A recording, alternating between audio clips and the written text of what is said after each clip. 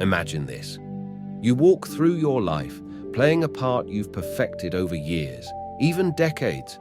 You've shaped your persona, crafted your story, built your image, all while keeping a certain part of yourself hidden, buried in the dark corners of your psyche.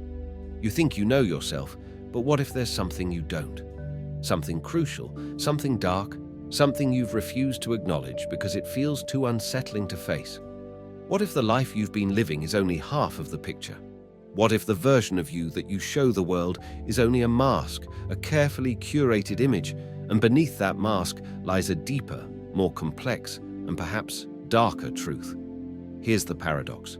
The very thing you avoid, the very parts of yourself you resist, may hold the key to your personal freedom, growth, and understanding. The parts you try to bury, ignore, or suppress are not your enemies.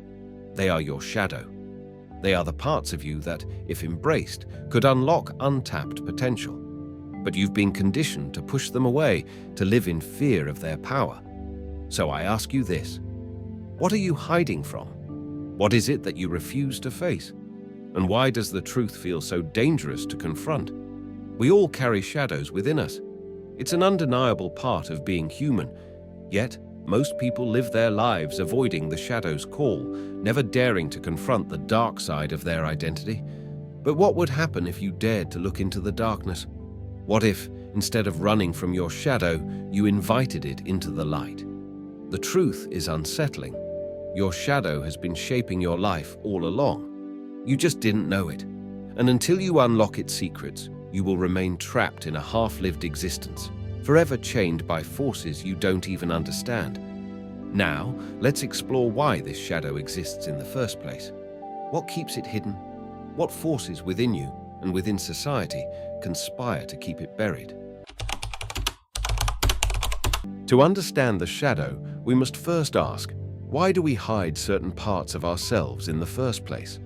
Why do we spend so much time and energy suppressing what we deem unacceptable or undesirable about our nature? The answer, in part, lies within the complexities of the human psyche. As Carl Jung, one of the foremost authorities on the subject, proposed, the shadow is made up of everything within us that we refuse to accept. The qualities, desires, and instincts that we view as negative, immoral, or shameful. But here's the catch. These qualities are not inherently evil. They are simply aspects of our nature that society or our upbringing deems undesirable. The shadow is a collection of these rejected parts, hidden deep within the unconscious. Jung explained that the process of repressing these traits doesn't mean they disappear. Far from it. They continue to influence us in ways we can't fully see, guiding our actions, behaviors, and decisions. The more we push these parts of ourselves away, the more power they gain over us. They fester in the dark corners of our minds, quietly pulling the strings of our desires and impulses, manipulating us in ways that are often beyond our control. This phenomenon is not just psychological, it's deeply philosophical. Friedrich Nietzsche, for instance, argued that the denial of our darker, more primal instincts leads to what he called the slave morality. Nietzsche saw this repression as a form of self-purification in which society imposes ideals of goodness and virtue that repress the raw, untamed aspects of human nature. But by doing so, Nietzsche warned, people become weakened, enslaved to ideals that do not reflect their true potential. They live in denial of their own strength, creativity, and power, qualities that are often wrapped up in the very things they wish to suppress. Arthur Schopenhauer, too, saw the shadow as a force not easily ignored. He believed that life, by its nature, is defined by suffering and conflict, and that our denial of this truth only exacerbates the pain we feel. Schopenhauer's pessimistic view of the human condition highlights the shadow's role as a necessary part of our existence, something that we must face in order to transcend suffering. To deny the shadow, in his view, is to deny life itself. We must face the darkness of our own nature if we are ever to achieve true peace and understanding. But it's not just the thinkers of the past who have noticed this paradox. In the modern world, Aldous Huxley, in his groundbreaking work, The Doors of Perception, described how society's collective denial of its deeper, more primal instincts has led to a disconnection from true self-awareness. Huxley argued that our conditioning and the structures we create around ourselves, the norms, values, and expectations we live by, often serve as mechanisms to keep us from confronting our inner chaos. The desire to maintain comfort and social acceptance often prevents us from diving into the abyss of the unknown parts of our psyche. And then there's Jean-Paul Sartre, whose existential philosophy reveals another layer of this dynamic. Sartre believed that human beings are condemned to be free, meaning that we are responsible for creating meaning in our lives. This freedom, however, is accompanied by a crushing sense of responsibility, one that many choose to avoid by living in bad faith, denying the burden of freedom by living in conformity or self-deception. The shadow, for Sartre, is a manifestation of this refusal to take responsibility for our true nature. By denying the shadow, we deny the very essence of what it means to be free, to be fully ourselves. What these thinkers share is a recognition that our refusal to acknowledge the shadow, those darker, repressed parts of ourselves, is not just an individual flaw, but a collective force. It's a pattern embedded in the very structure of our minds, and by extension, in the systems that govern society. Denial is not just an individual act. It's something that is reinforced by societal norms, cultural expectations, and the conditioning of the collective unconscious. So why do we keep these parts of ourselves hidden? Why do we fear them so much? Part of it is because the shadow represents all that is unpredictable, uncontrollable, and unsettling. It's the parts of ourselves that challenge the comforting narratives we've built around who we think we are. It's the anger we try to suppress, the jealousy we hide, the desires we judge as impure. The truth is that these qualities are a natural part of being human, but we've been taught to see them as shameful, and so we push them away, denying their existence, all the while allowing them to shape our lives from the shadows. But here's the catch. By refusing to acknowledge the shadow, we are denying not just its presence, but also its potential. The power, creativity, and freedom that lie within those hidden parts are what can propel us towards self-realization. But first, we must bring them into the light. The deeper question is, what will it take for us to stop running from our shadow and start embracing it for what it truly is? In the next section, we will explore the consequences of denying your shadow, how it affects not only your own life, but the world around you. When you deny the shadow, the consequences are insidious and far-reaching. The parts of you that you refuse to acknowledge don't simply disappear. They subtly shape your actions, your relationships, and your place in the world. On a personal level, denial of the shadow distorts your reality. You may find yourself reacting to situations with intense emotions, anger, fear, jealousy, that seem to come from nowhere. These powerful feelings often stem from the very aspects of yourself you've pushed away, the traits you find too uncomfortable or unacceptable. Carl Jung described this as projection, a psychological mechanism where you see in others the traits you refuse to acknowledge in yourself. If you are angry at someone, it may not be their behavior that triggers you, but rather your own repressed anger mirrored back at you.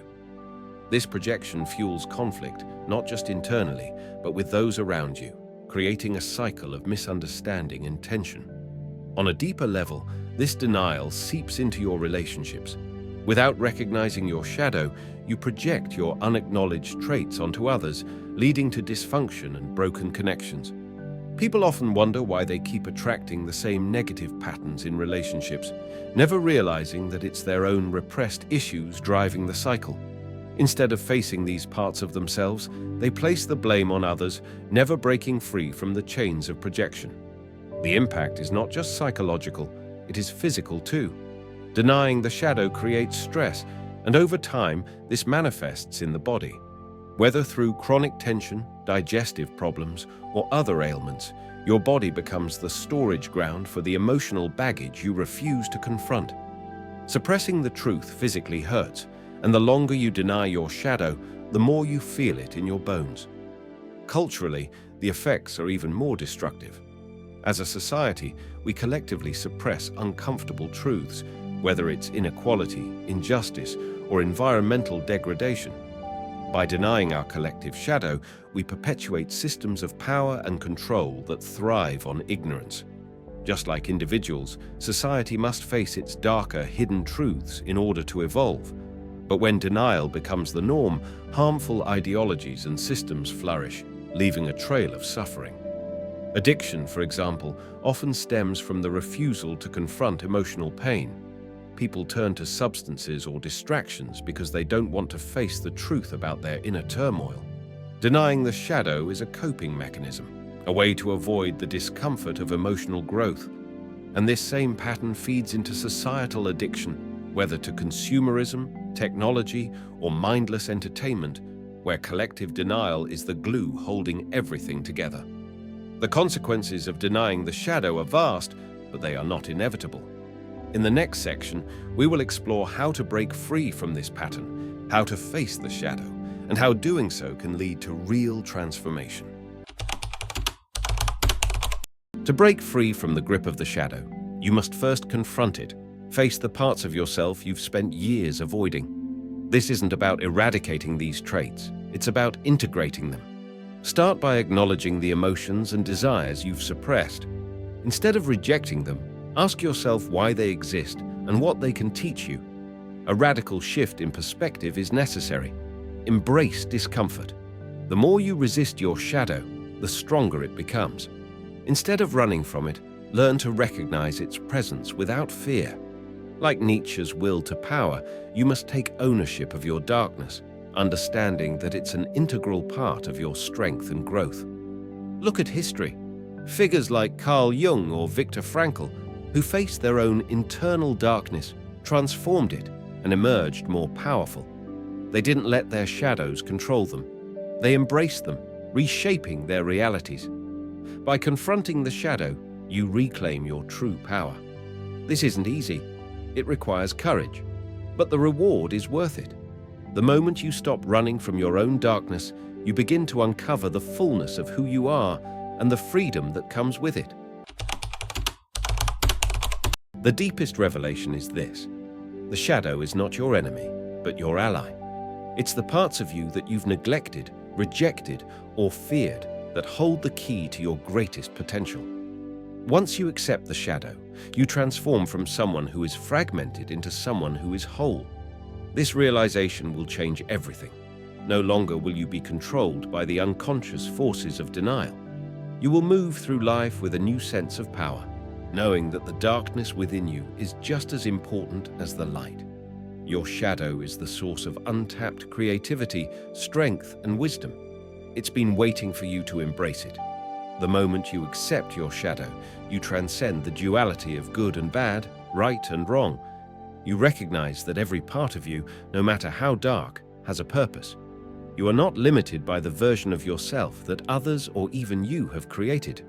You are free to live authentically, without the weight of hidden truths pulling you down. This is the freedom you seek. The journey to the shadow is not just a path of self-awareness, but of profound liberation.